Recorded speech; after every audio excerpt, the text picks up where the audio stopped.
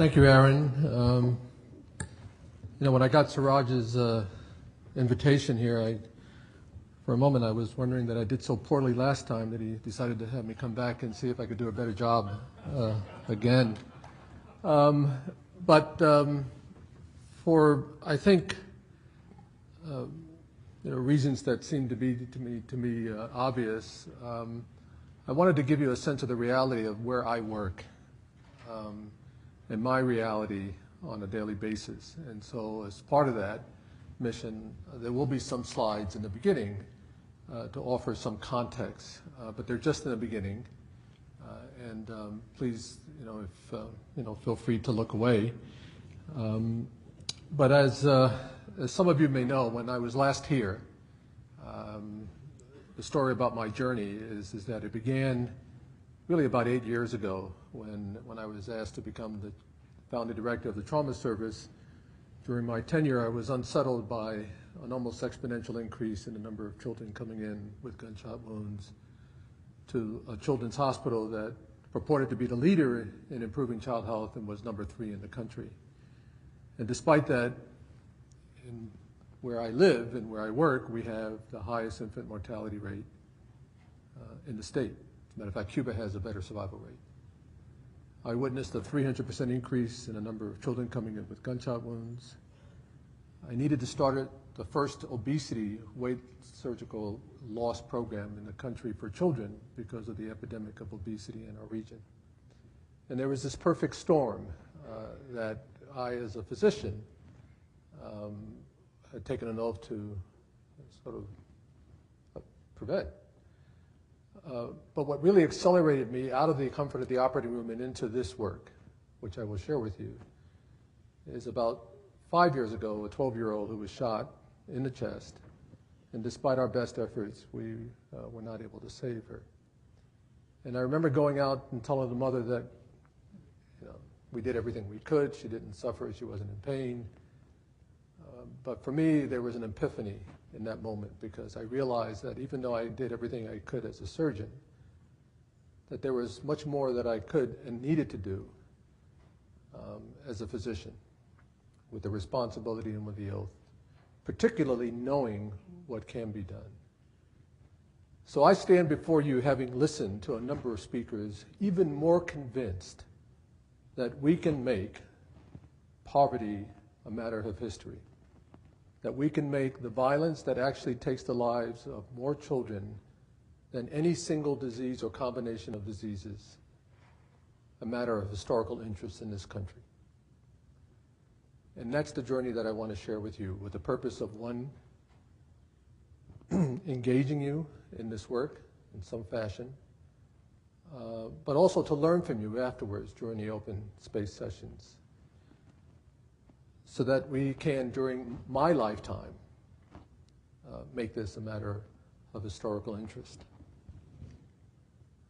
So I'm a surgeon, and as a surgeon and as a trauma surgeon, we look at things that are unpredictable and we make not just the best of it. It's our effort to not only sort of save the life, but actually prevent loss of life and limb. And so this remark by John Gardner seemed to be somewhat fitting, and that is that we have before us some breathtaking opportunities, brilliantly disguised as insoluble problems, when we look at the problems that are plaguing our inner city, and particularly Cincinnati, but not Cincinnati alone. Every inner city in the United States is dealing with the issues that we're dealing with now. But to many of us, it's invisible because we drive by, we lock our windows and lock our doors. But for me, it's real. So this is something that I do on a daily basis. On your left is a very large tumor in a child, an infant, which with the help of my team, we can take that out. The child lives a normal life. Over on the right is a child who's born with a very common defect. It's the most common chest wall defect that we see in children. I have an expertise in this where I have to lift the chest wall up off the heart and then place bars there. And I have people coming from literally all over the region for this. But this is something that I feel somewhat embarrassed about. In this chart, Cincinnati has the highest infant mortality rate in the state. As I said, Cuba has a better survival rate than we do. A 300% increase in the number of children coming in with gunshot wounds. Unconscionable. It's an injustice. Because violence is a social disease. And if we only understood, when I say we, I'm talking about the collective we, if we only understood the impact that joblessness and poverty has in the inner city, that there would be an outcry and a universal demand that we do something collectively to deal with this. I put this up because it reminds me of my friendship and affiliation with Peter Senge. And as a naive surgeon, having read his book and said, all I have to do is apply systems thinking, let me give him a call. And surprised I was when he answered the call. And he's been to Cincinnati not once, not twice, but 3 times working with us. And I would not be here today were it not for his generosity, his insight, and his wisdom. I owe him a sock because he left a sock at my house, though, but that's it. But what this demonstrates here is that what we've been focusing on, and I don't know if there's a laser on this, but what we've been focusing on are the events up on the top of this. And few of us have been addressing really the true systemic structures that are really the root causes of many of the health disparities and injustices that we're experiencing in Cincinnati and in most of our inner cities throughout the United States. But this is what we're seeing as all too often. This is a child who was shot. He lived. But because of the damage by the bullet, his abdomen was so swollen that we couldn't close his abdomen. This is commonplace right now. You don't try to close the abdomen because it actually compresses the vena cava and then you don't have blood supply to the rest of the organs. You leave the belly open. It's damage control. But we're actually training surgeons who go over to Afghanistan here in our trauma centers because of the frequency of these kinds of injuries. But this should not happen to children in the United States. I couldn't help but look at those laughing children in Botswana and reflect on the fact that the children living in the inner core, 1 out of 3, either has seen someone shot, has heard gunshot wounds, or has somebody who's in prison because they've been a perpetrator of violence. So I have this sort of dubious distinction of not seeing things as impossible. And this is some work that I did early when I arrived in Cincinnati and was faced with a disproportionate number of Latinos and African Americans being killed in car crashes because they were not appropriately restrained. And as a result of the community-based work that we did in partnering with Toyota Corporation, we were quite successful in dramatically increasing the number of adults and children appropriately restrained and decreasing the number of kids killed and seriously injured. As a consequence of that, Toyota took this and is taking it nationally and invested some $6 to $8 million.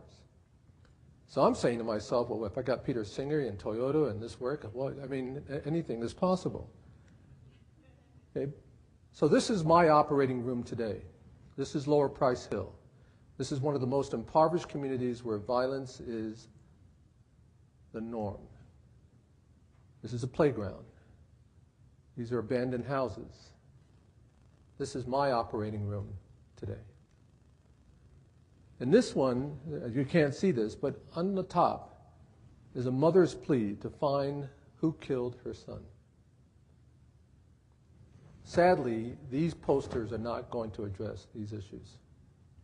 But I think, with the help of actually individuals in this room, and with Peter Senge and Otto Scharmer and others like that, who have been very, very generous with their time, I think we know how to do this, how to make this of historical interest. So I'm not able to do this by myself. I found a couple of other irrational individuals, people who said, what is that, a distorted sense of reality? I found other individuals. This is at the Sedler Center for Business and Innovation at Xavier University. And we have here a number of individuals who share my vision and my passion. But these are not the sole numbers of individuals. But what you see here is basically a war room, poor choice of words, but a strategy room where we're developing a business plan, business model, okay, to actually bring about then what I see as the mission of Core Change.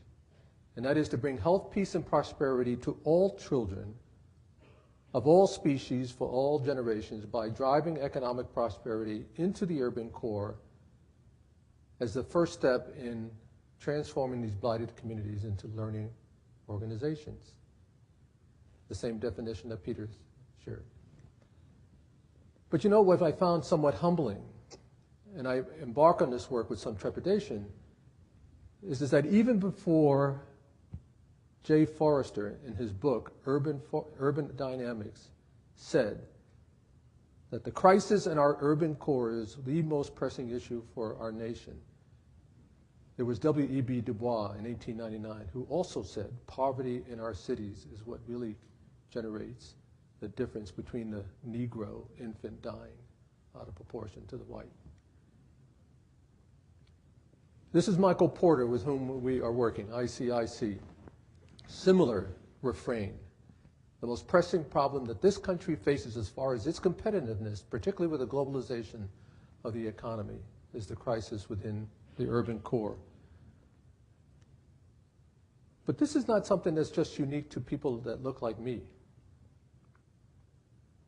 This is something that actually any race, ethnicity exposed to the degree of concentrated disadvantage that African Americans and now increasingly Latinos are disproportionately affected to, either are experiencing or will be experiencing.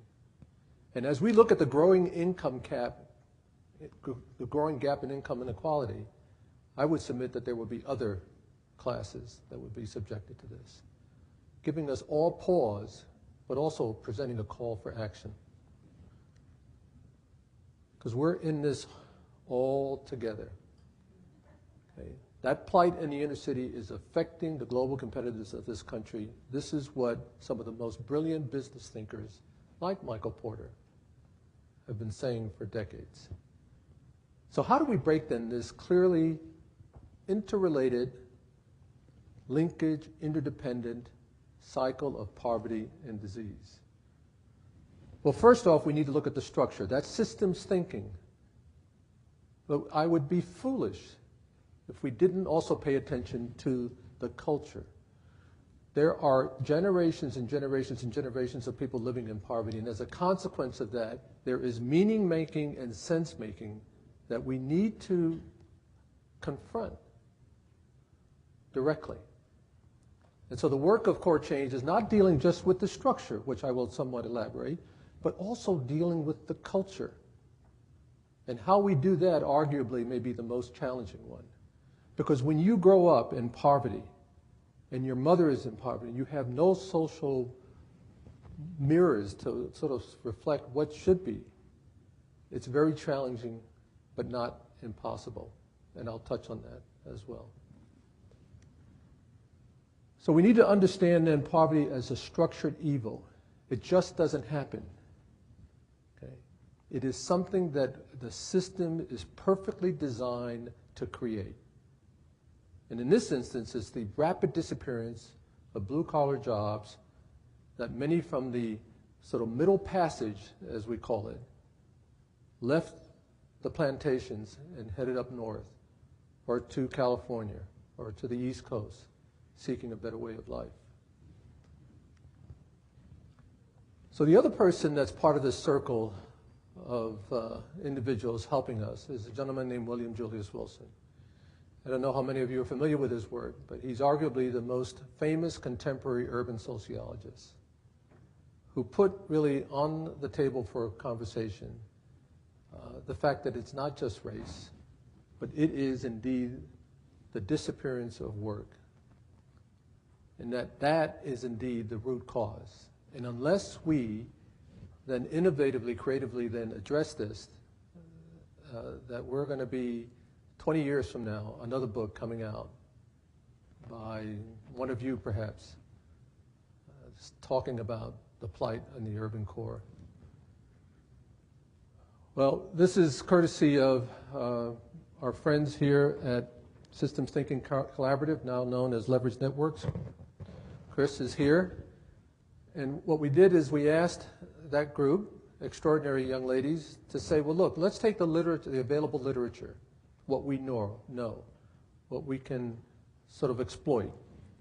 And let's identify all the things that we're currently spending money on, all the symptoms, that 10%. And to see to what extent they're interrelated, interconnected, what is the root cause. And what the literature would suggest, not just me saying that this is my ideology, my opinion, is that it is joblessness that contributes to infant mortality, to obesity, to violence, to deficits as far as cognitive ability. Cognitive ability.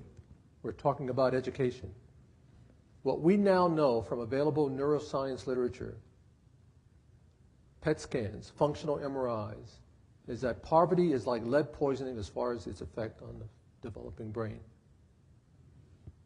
It is something that affects learning, not just as a child, but also as an adult. As a matter of fact, at the place where I went to medical school, University of Pennsylvania, they came out with a longitudinal study that demonstrated that poverty was worse than cocaine as far as its effect on the brain development.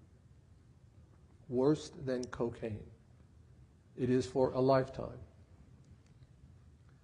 And what they found is that when they looked at that, poverty, those studies, that it affected language, 2 years behind as far as verbal ability, executive function, those same things that help sort of provide some inhibition, that contribute to aggressive behavior, that deal with problem solving and creative thinking. And it also affects then working memory and declarative memory. And so it explains then why we have this intergenerational poverty. And I listened with great possibility, Brian's work, as far as how we might intervene in those children who already are growing up in this environment. And then there's further studies that show not that there's a correlation, because we've got to make a distinction between correlation and causation. And I'm very sensitive about this, having just heard of a report by James Heckman, a Nobel Prize laureate at the University of Chicago, talks about a study about how in Europe, the observation was made that where there was a plague, there seemed to be, by the people who lived in a village where there was a plague, that there was a high concentration of physicians. And so the residents said, I see.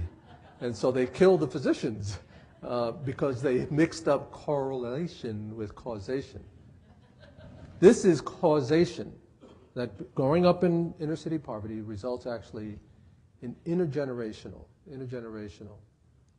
gaps as far as their learning.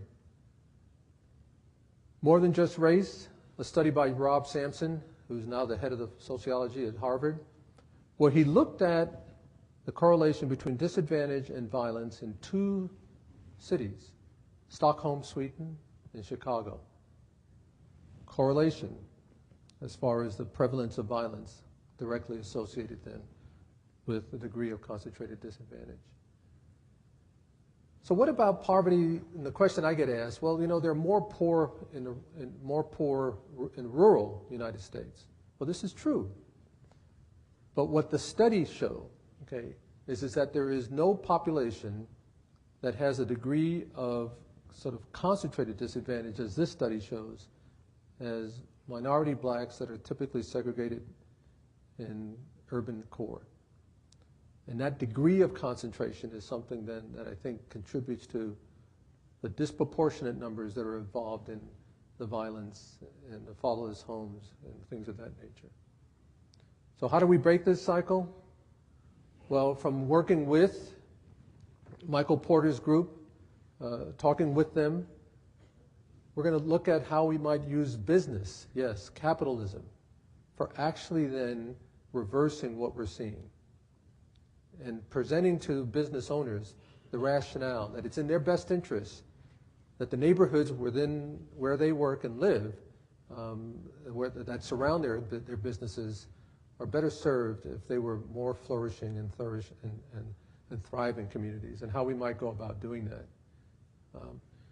Porter says that sort of creating these business developments in the inner cities is only the true solution for revitalizing underperforming urban communities and reversing this tide of rising income inequality as well as violence, et cetera, et cetera, et cetera. The work that we're doing in Core Change is going beyond that and just saying just sort of developing businesses. We're looking at, and we have developed businesses in the urban core, located specifically in those urban neighborhoods for a number of reasons. Perhaps the most important one is that you're given the lack of transportation in many of these areas, that you need to have you set up a system that is conducive then for individuals who don't have a reliable means of transportation to get to those places of work. But then the other component of this business model that we've developed is that it is a cooperative business model. Okay, so we have this construct now that they're located in the urban core. It is a source of pride for that community that had nothing to be proud of, as depicted by the pictures. Okay. But now so this cooperative, they are co-owners in this business. That drug dealer, okay, despite the sort of rhetoric of Steve Levitt in Freakonomics, in many cases is actually quite successful or has the promise of being successful. Some of the people that we're working with who brought out of the street life, easily making about maybe $10,000 a week. Now, of course, there's a potential for getting shot and getting arrested, but they're entrepreneurs, and the fact that they're staying alive until they're 20 or 30 is something that's also quite amazing.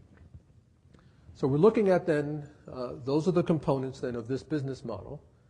We recognize that we're doing this in the context of our economy here actually not having any net growth in jobs and industries that are in a growing, that are facing a global competition. We look at the leverage of anchor institutions, and my institution is Children's Hospital. It's a $2 billion institution. And so the idea is that we would take produce that they currently are shipping in from California and Arizona, 2,000 miles, heavy carbon footprint, okay, and then growing those vegetables actually in the urban core. Right? And so we do this, we look at the anchor institutions principally because they've got the resources, they've got money in the order of trillions of dollars. We have to bring it to scale. Okay? We don't have to give everybody a job. We recognize from complexity science that if we reach that tipping point, that will then be sort of like the hush puppy or the fax machine in this urban neighborhood. Okay? And so we then look at a market need to create then a viable business run by, yes, passionate and sort of irrationally rational people. Looking at the triple bottom line as far as equity, environment, okay, and profitable. And the company that we've established is Waterfields. This is our business model, which I can't go into any detail, but suffice it to say that it represents a collaboration with many partners. It's for profit. People have a meaningful wage, living wage with health benefits. A proportion of the wealth then actually goes into the community. And the owners, the co-owners, actually develop equity in this business. We work with an entity that actually helps with the soft skills, okay? Because if you've not been in meaningful work then for generations, it's somewhat challenging to know how do you dress, when do you show up on time at work, et cetera. And this is our operating board. We have advisors, some of which are Queen City Angels. I was talking to Aaron about that. And we begin then this concept of how do we transform our thinking so that we can then address then effectively this transformation of both structure and culture. Ultimate goal, besides the business, is really transforming these communities into learning organizations. Okay, I'll skip through that. There's a whole garden, there's a whole cornucopia of things that we can use. Hopefully some of the tools that I've heard here today can be added to this. It has gained currency in the academic realm because there's a course now even given by UC, and there's one that's being considered for a PhD program. But what I wanted to leave you with here is this human component. How do you take these young men and mothers and fathers and engage them in something when they don't have something to eat and they don't have food to give to their children? And so we've been approached then because of the sort of significance of this work by a number of artists here. This one called Red, Black, and Green, which has been quite successful in using hip-hop in articulating to the agents on the ground the importance of them not only being part of this, but supporting this in a way that it is sustainable, so that the community actually owns it. So I will stop there, and in the interest of being perhaps the first to be ending on time, no, just kidding. And thank you for your attention.